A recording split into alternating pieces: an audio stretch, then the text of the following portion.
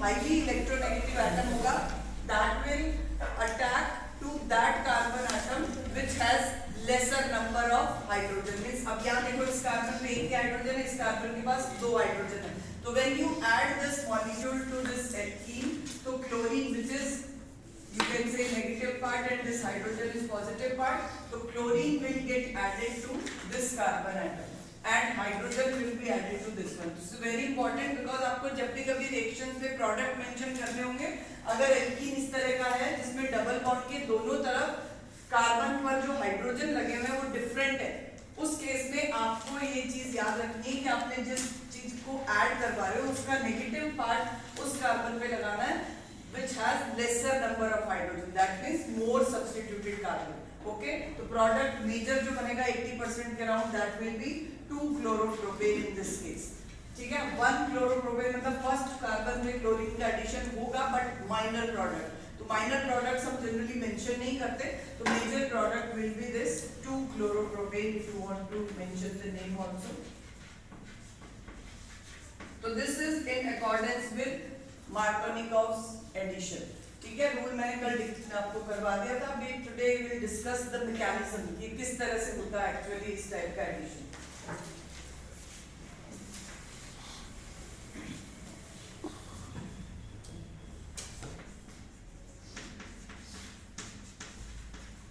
This is alkene, unsymmetrical alkene. First step जो होता है बेटा, उसमें आपको कल बताया था कि एल्कीन्स जो एडिशन रिएक्शन शो करते हैं that is a kind of electrophilic addition. Means first step में इलेक्ट्रोफाइल अटैक करता है। इलेक्ट्रोफाइल मींस ये आपके पास मॉलिक्यूल है जिसका अटैक हो रहा है, इस मॉलिक्यूल के दो पार्ट्स जो पॉजिटिवली चार्ज पार्ट है that will be called as electrophile. Electrophiles क्या होते हैं?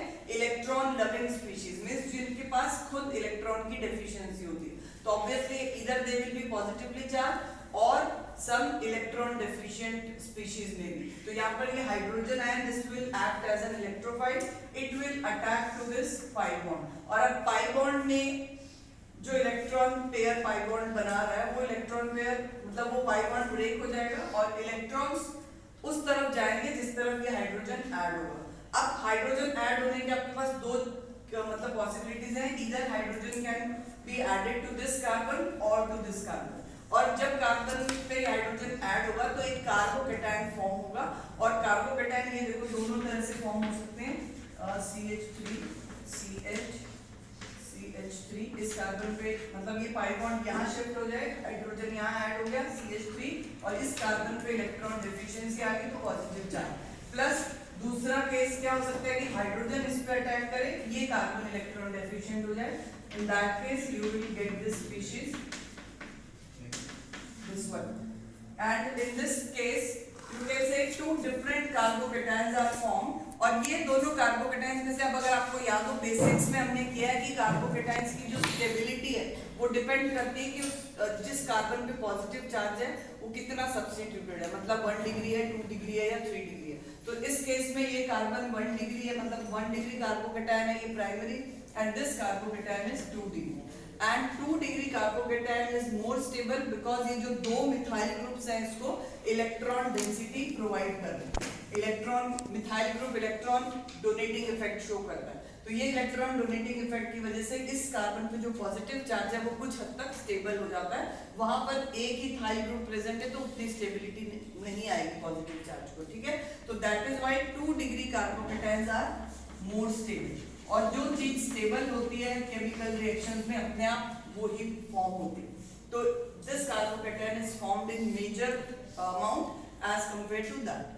अब इस कार्बोकेटायन पे ये पॉजिटिव चार्ज है, आपके पास मॉलिक्यूल में से क्लोराइड आयन अभी भी बचा हुआ है, क्योंकि आपको कल ही मैंने मैकेनिज्म में बताया था 2 स्टेप में रिएक्शन होती है। फर्स्ट स्टेप में इलेक्ट्रोफाइल अटैक करता है, दूसरे स्टेप में जो नेगेटिवली चार्ज स्पीशीज है that attacks resulting in, so this is how 2-chloropropane is the major product formed in accordance with Markovnikov's rule. Clear हो गया ये? आपको जब कभी भी रिएक्शन में HCl, H2O, HBr, HI, HF या HOCl, इस तरह की स्पीशीज जिसमें एक पॉजिटिव और एक नेगेटिव पार्ट आपको क्लियरली विजिबल होगा, वो अगर ऐड करवाना है एल्कीन्स पे, आपको प्रोडक्ट में हमेशा नेगेटिव पार्ट उस कार्बन पे अटैच करना है जिस कार्बन के पास कम हाइड्रोजन है। This is the basic thing. Okay, अब कुछ साइंटिस्ट ने एक्चुअली इससे जो हम प्रोडक्ट बनाएंगे, सपोज अगर आपको एक एल्कीन को कन्वर्ट करना है एल्काइल हैलाइड में, तो उससे आपको टर्मिनल एल्काइल हैलाइड्स नहीं मिलेंगे क्योंकि फर्स्ट पोजीशन पे नहीं जा रहा जो भी नेगेटिव पार्ट है। ठीक है, तो इस केस के लिए कुछ साइंटिस्ट ने इसको स्टडी करके ऐसे मेथड्स निकाले जिससे हम एंटी मार्कोनिकॉव प्रोडक्ट भी बना सकते हैं। तो जो साइंटिस्ट था उसका नेम था खराश, और उसने जो इफेक्ट दिया benzoyl peroxide as a catalyst लेकर, और उससे उसने एंटी मार्कोनिकॉव एडिशन भी सक्सेसफुली, मतलब ही achieved that, and that is also in your syllabus, which is been given as peroxide effect, or it's from anti-Markovnikov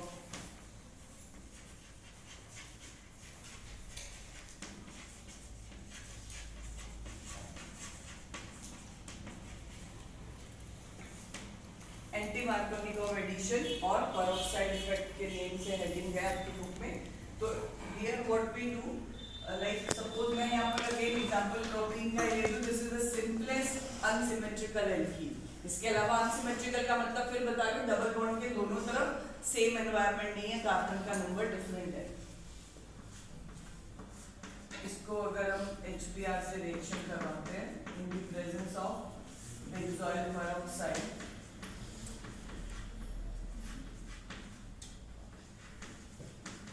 structure अभी मैं बना के दिखा देती हूँ बेंजोइल पेरोक्साइड कैसे, अदरवाइज आप इसको इस तरह से भी लिख सकते हो, रिवाइज करें।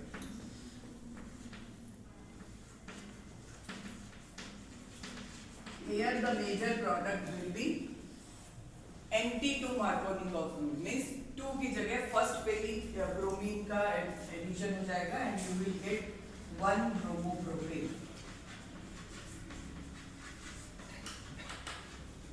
ठीक है, तो ये हुआ एंटी-मार्कोनिकॉव एडिशन जिसमें डबल बॉन्ड के उस कार्बन पे आपने ब्रोमीन या जो भी नेगेटिव पार्ट है वो ऐड करना है जिसपे ऑलरेडी ज्यादा हाइड्रोजन, मतलब उसका ऑपोजिट करना है। अब इसकी भी मैकेनिज्म है आपके बुक में, हाउ इट टेक्स प्लेस। वो रिएक्शन कार्बोकेटायन की फॉर्मेशन से होती है, ये रिएक्शन जो है फ्री रेडिकल मैकेनिज्म से होती है। एंड फ्री रेडिकल मैकेनिज्म में ये जो बेंजोइल पेरोक्साइड है, ये इस तरह की स्ट्रक्चर है इसकी। बेंजोइल पेरोक्साइड होमोलिटिक क्लीवेज होता है इसका, ये वाला बॉन्ड बिल्कुल सेंटर वाला है पेरोक्साइड के जो it breaks down resulting in free radicals।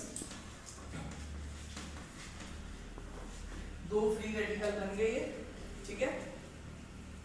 और ये जो बेंजोइल फ्री रेडिकल्स हैं इसको इस तरह से भी लिख सकते हो आप, इसमें से फिर CO2 मॉलिक्यूल सेपरेट हो जाता है, leaving behind phenyl free radical.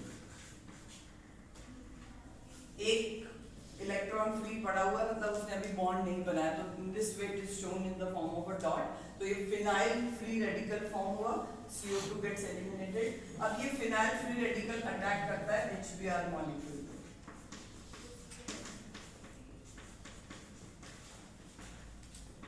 अब यहाँ से ये हाइड्रोजन जिसकी रिक्वायरमेंट है इसको, it will take up that hydrogen to form benzene, plus ये जो ब्रोमीन बचा, ये ब्रोमीन एक फ्री रेडिकल की फॉर्म है, क्योंकि HBr यहाँ पर जो ब्रेक होगा, क्योंकि इसके पास एक ही इलेक्ट्रॉन है, तो पूरा बॉन्ड तभी बनेगा जब हाइड्रोजन इस बॉन्ड से इलेक्ट्रॉन लेके आएगा।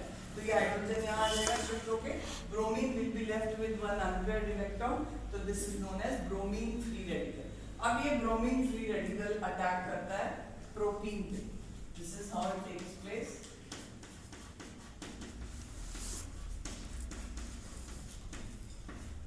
हाँ जी बेटा, ब्रोमीन फ्री रेडिकल के अटैक करने की भी दोनों पॉसिबिलिटीज है।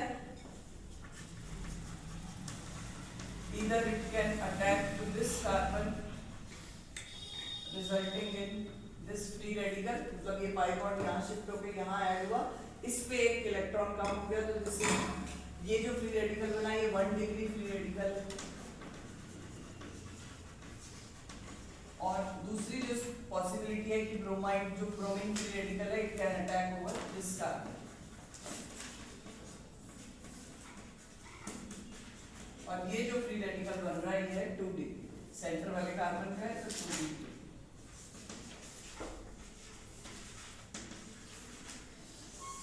ठीक है, अब again free radical as well as carbocation दोनों ही 2 डिग्री वाले ज्यादा स्टेबल। ठीक है, सेकेंडरी आर मोर स्टेबल, तो ऑब्वियसली जो चीज मोर स्टेबल है that will be formed in major amount. तो मेजर अमाउंट में ये वाला फ्री रेडिकल बनता है, उसके बाद फिर जो मतलब मॉलिक्यूल है उसमें एक फिर HBr का ऐड करवा सकते हो, यहाँ hydrogen will get added up और ब्रोमीन फ्री रेडिकल फिर रिलीज हो जाएगा।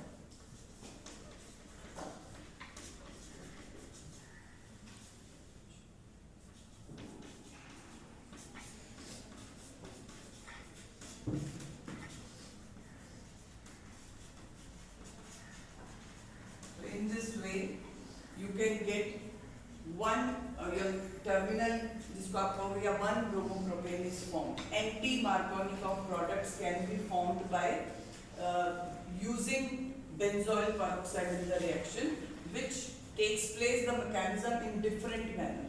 ठीक है, उसकी प्रेजेंस में जो रिएक्शन होगी वो डिफरेंट मैनर में होगी फ्री रेडिकल मैकेनिज्म से, जिसमें सेकेंडरी फ्री रेडिकल बनेगा और वो फिर प्रोड्यूस करेगा 1 bromopropane, which is not possible in simple addition reaction. Without peroxide अगर आपको प्रोडक्ट बनाना है तो 2 bromopropane will be formed, but in the presence of peroxide 1 bromopropane is the major product. ठीक है, तो this is called peroxide effect. Clear? अब आपको क्या होता है, इससे पूरी मैकेनिज्म हम नहीं देते एग्जाम में, बट थोड़ा अंडरस्टैंडिंग के लिए बुक में गिवन है तो you need to know them.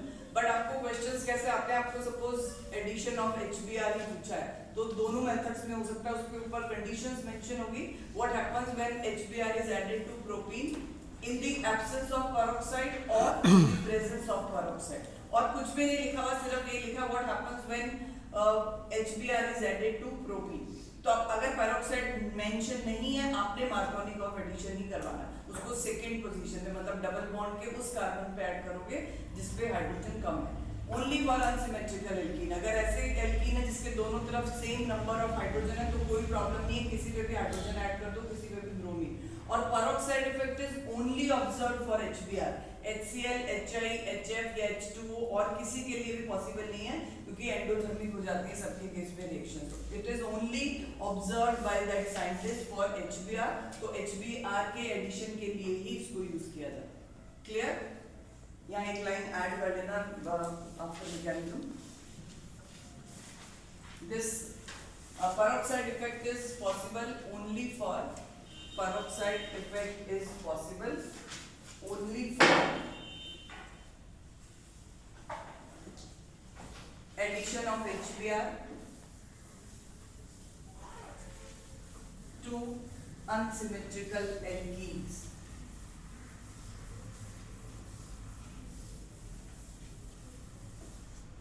As with other molecules, like HCl or HI, the reaction becomes endothermic.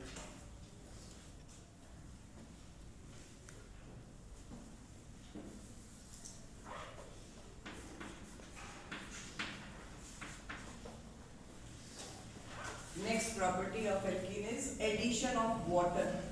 Addition of water भी same manner में होगा because water has also two different parts. Polar molecule है तो H positive and OH negative part होते हैं, तो accordingly you need to mention the product.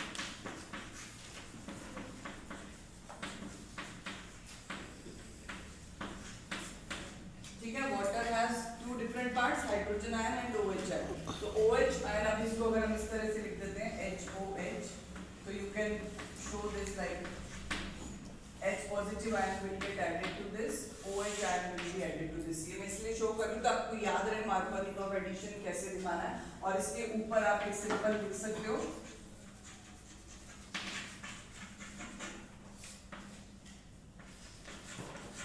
Markovnikov addition, short form में भी लिख सकते हो, नो प्रॉब्लम, MARK करके और आगे एडिशन कर दो. Then what will be the product? Propane 2-ol.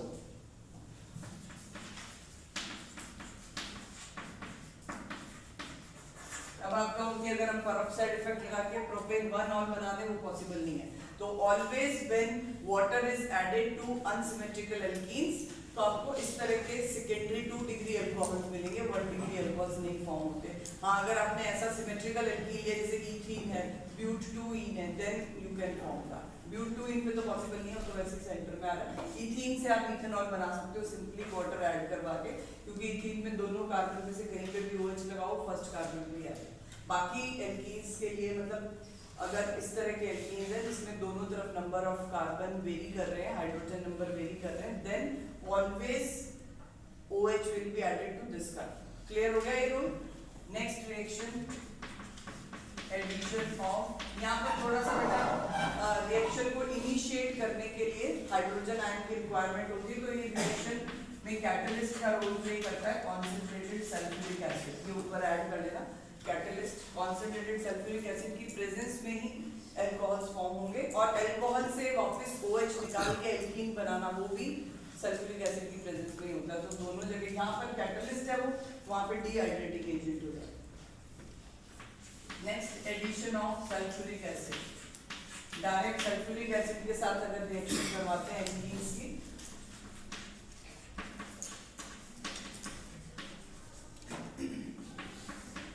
I am writing it in this form, HHSO4. इसका मतलब H2SO4 जब डिसोशिएट होता है तो एक हाइड्रोजन आयन रिलीज करेगा, दूसरा हाइड्रोजन सल्फेट नेगेटिव पार्ट, ये पॉजिटिव पार्ट, ये negative part.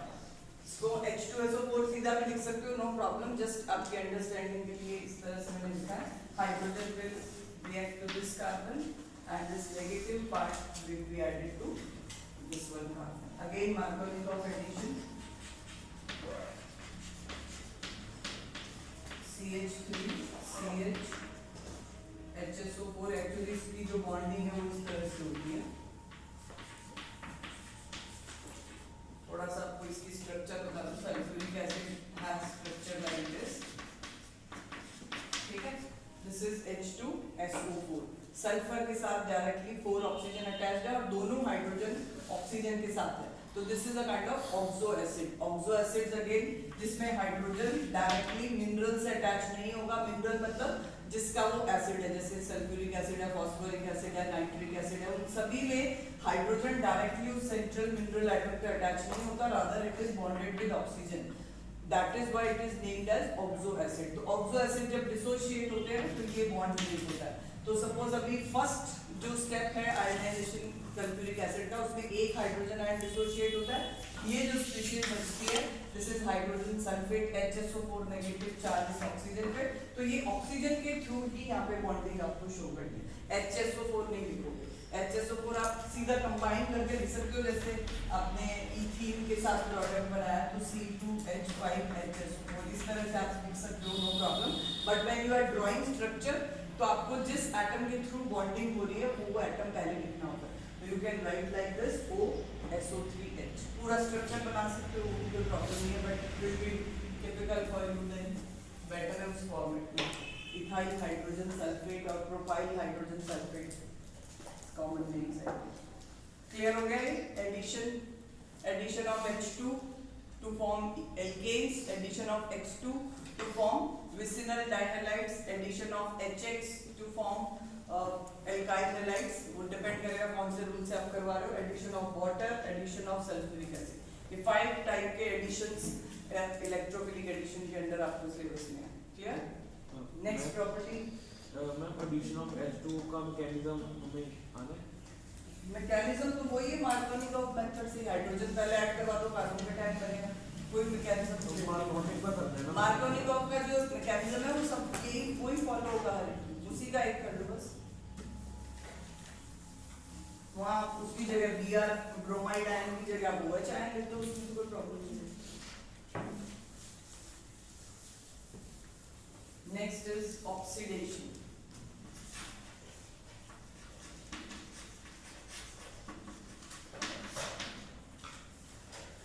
Yes, as we have done that alkanes on oxidation under different catalyst or different conditions can lead to the formation of alcohols, carbonyl compounds or carboxylic acid. Same alkenes भी अलग अलग conditions में alcohols या ketones या carboxylic acid बना सकते हैं. तो फर्स्ट इनका जो ऑक्सीडेशन है that is with dilute cold KMnO4. बिल्कुल डाइल्यूट एक्वस मीडियम में अगर पोटेशियम परमैंगनेट के साथ ट्रीट करवाते हैं एल्कीन्स को. ठीक है. Then what is the product form. अभी मैं एग्जांपल सिंपलेस्ट इथीन मॉलिक्यूल का ही ले लूं. एक्वस मीडियम में मतलब वाटर है आपके पास और KMnO4 का रोल क्या होता है. How it acts as an oxidising agent.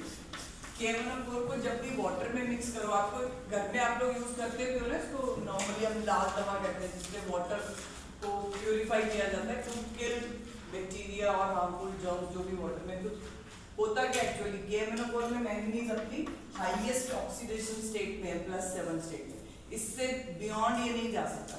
अब जैसे इसको वाटर में डिसॉल्व करोगे इसकी टेंडेंसी रहती है कि अपनी इस हाईएस्ट ऑक्सीडेशन स्टेट से ये इजीली रिड्यूस होके MnO2 जो एक्वस मीडियम में ज्यादा स्टेबल है जहां पे मैंगनीज +4 स्टेट में इजीली रिड्यूस हो जाता है. और जब इस फॉर्म में रिड्यूस होगा obviously oxygen will be release. और ये जो दो ऑक्सीजन एटम यहाँ कम हुए, पोटेशियम तो आयन की फॉर्म में रिलीज हो जाएगा और जो ऑक्सीजन रिलीज होती है वो फ्रेशली नेसेंट ऑक्सीजन कहते हैं इसको. नेसेंट का मतलब होता है अभी अभी बॉर्न हुई हुई चीज ना, मतलब बिल्कुल एटॉमिक ऑक्सीजन की फॉर्म में रिलीज होता है. इट्स हाईली रिएक्टिव क्योंकि एटम्स आपको पता है स्टेबल नहीं होते अपने आप में. Oxygen atom is not so stable ना बिकॉज ऑफ इलेक्ट्रॉनिक कॉन्फिगरेशन. तो ये इतने रिएक्टिव होते हैं कि उस टाइम पे ये इसीलिए इसको हम ऑक्सीडाइजिंग एजेंट कहते हैं. जितने भी ऑक्सीडाइजिंग एजेंट्स हैं वो नेसेंट फॉर्म में ऑक्सीजन रिलीज करते हैं. जो रिड्यूसिंग एजेंट्स होते हैं वो नेसेंट फॉर्म में हाइड्रोजन रिलीज करते हैं. तो this is how KMnO4 acts as a good oxidizing agent, rather strong oxidizing agent.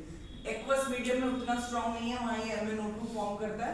But अगर आप उसको एसिडिक मीडियम में लेते हो तो उस केस में ये डायरेक्टली Mn2 पॉजिटिव में रिड्यूस हो जाता है 5 इलेक्ट्रॉन्स गेन करके. मतलब जिस स्पीशीज को आप ऑक्सीडाइज करवाना चाह रहे हो उससे वो 5 इलेक्ट्रॉन लूज कर सकती है इसकी एसिडिक मीडियम में अगर KMnO4 से रिएक्शन होती है. तो this is why this KMnO4 and K2Cr2O7 they are mainly used as good oxidizing agents in organic reaction. तो यहाँ KMnO4 की प्रेजेंस में ये नेसेंट ऑक्सीजन आ गई आपके पास. ठीक है. अब आपने इसमें क्या है वाटर की एक्सेस है बिकॉज हमने बहुत डाइल्यूट KMnO4 दिया तो जो रिएक्शन होगी वो ज्यादा मतलब ऑक्सीडाइज नहीं होगा, एल्कोहल तक की प्रोडक्ट फॉर्म होगा and you will get CH2OH. दोनों ही जो डबल बॉन्ड है ट्राई बॉन्ड ब्रेक होके दोनों जगह पे OH ग्रुप ऐड हो जाएगा. मतलब दोनों कार्बन ऑक्सीडाइज हो गए, अल्कोहल फॉर्म कर दिया. तो ये जो कंपाउंड बनता है this is known as vicinal diol. ठीक है. विसिनल आपको कभी बताया था एडजेसेंट कार्बन पे अगर दो फंक्शनल ग्रुप सिमिलर लगे होते हैं तो उसको हम कहते हैं विसिनल. अदरवाइज इस कंपाउंड का कॉमन नेम है इथाइलिन ग्लाइकॉल. Ethylene glycol. आयुर्वेद name can someone tell what will be the Ayurvedic name of this? Ethane 1,2-diol. Commonly it is known as ethylene glycol. Car के radiators को ठंडा करने में उसमें यूज होता है इथाइलिन ग्लाइकॉल. इंजन वगैरह में क्वाइट कॉमनली यूज. ठीक है. अब इसमें आप कोई भी और अल्कोहल यहाँ पे अभी हमने सिंपलेस्ट एल्कीन लिया है. अगर हम प्रोपेन लेते हैं तो आपने सिर्फ डबल बॉन्ड वाले दोनों कार्बन पे एक OH लगा देना, बाकी चेन इंटैक्ट रहेगी. मतलब बनने विसिनल डायोल्स ही हैं. प्रोपेन लेते हो तो यहाँ पे एक CH3 आ जाएगा, ये हाइड्रोजन कम होगा तो यहाँ एक CH3 और लगा दो, बनेगा प्रोडक्ट कोई. मतलब मेन जो रिएक्शन है डबल बॉन्ड में ही होती है, that will be getting oxidise. ठीक है. अब ये हुआ, यहाँ पर आपने प्रेजेंस लिखना है dilute KMnO4.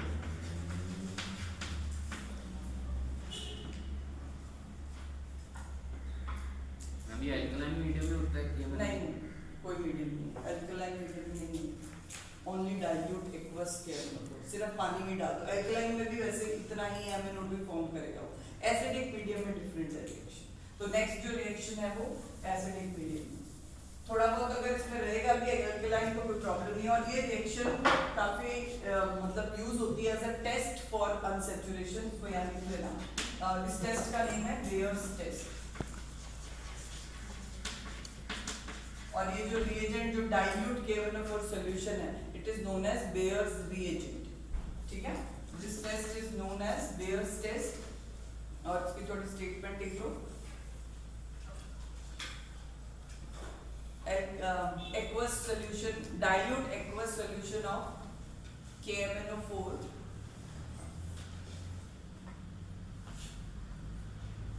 gets decolorized। Colour तो पता है आपको KMnO4 का क्या होता है? वॉयलेट कलर होता है, पिंक भी नहीं, वॉयलेट या पर्पल कह दो उसको। तो purple colour of that KMnO4 gets decolorized। Repeat कर दो इसको। Dilute KMnO4 solution when treated with alkenes or other unsaturated hydrocarbons, even alkynes के साथ भी, alkenes or other unsaturated hydrocarbons,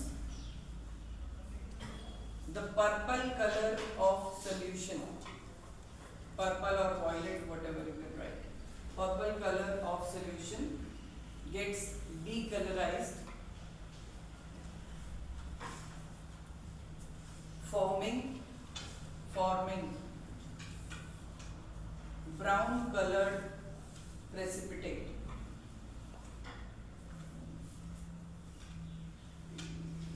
Hence the reaction is used as a test for unsaturation। Unsaturation का test है, मतलब आपको दो ऑर्गेनिक कंपाउंड्स दे दिए, एक सैचुरेटेड है, अनसैचुरेटेड। अब अनसैचुरेटेड वो एल्कीन भी हो सकता है, एल्काइन भी, ठीक है।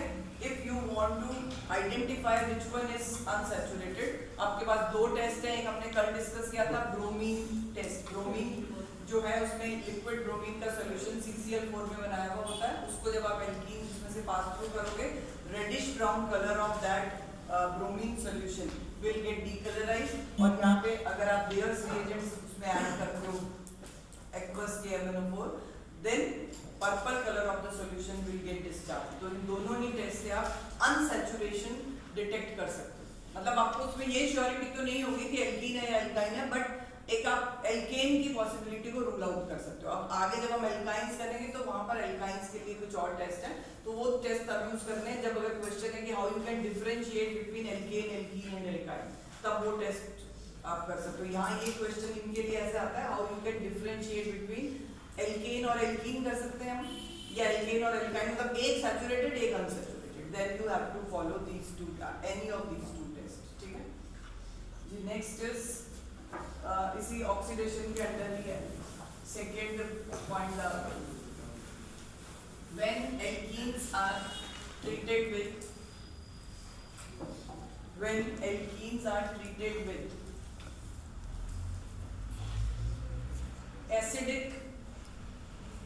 acidified या acidic कुछ भी लिखो, acidic KMnO4 और K2Cr2O7, मतलब पोटेशियम परमैंगनेट और पोटेशियम डाइक्रोमेट को एसिडिक मीडियम में लेना है। कीटोन्स और carboxylic acids are formed depending on the type of alkene used।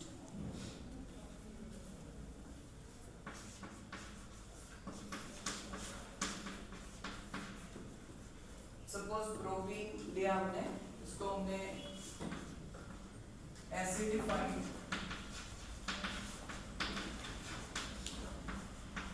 KMnO4 से ट्रीटमेंट करवा रहे हैं, नेसेंट ऑक्सीजन विल रिलीज, और ये डबल बॉन्ड ब्रेक करता है। एक्चुअली जो एसिडिक मीडियम में आप रिएक्शन करवाते हो उसमें बेसिकली क्या होता है, जहां पाई बॉन्ड है उस जगह से वो एल्कीन ब्रेक हो जाएगा, और ब्रेक होने के बाद अब इस कार्बन को देखो, इस कार्बन के पास अगर और फर्दर ब्रांच है यहाँ पे, ठीक है, और सब्स्टिट्यूशन है, तब तो वो कीटोन्स बनाएगा, क्योंकि कीटोन्स के लिए आपको क्या चाहिए, दोनों तरफ कार्बन होना जरूरी है।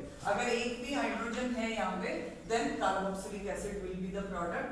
तो यहाँ बन जाएगा CH3COOH, और ये जो पार्ट है उसमें जितने कार्बन है उतना कार्बोक्सिलिक एसिड, मतलब HCOOH, formic acid. But formic acid is otherwise stable नहीं है, तो वो अपने आप डिकम्पोज होके HCOOH इसमें से CO2 एंड वाटर अलग हो जाता है उसी रिएक्शन कंडीशन में, क्योंकि ऑक्सीजन नेसेंट अवेलेबल होती है, तो एक ऑक्सीजन एटम भी अटैच करके कार्बन डाइऑक्साइड प्लस CO2 में कन्वर्ट हो जाता है। तो हम उस रिएक्शन में सीधा ही लिख देते हैं कार्बन डाइऑक्साइड प्लस वाटर।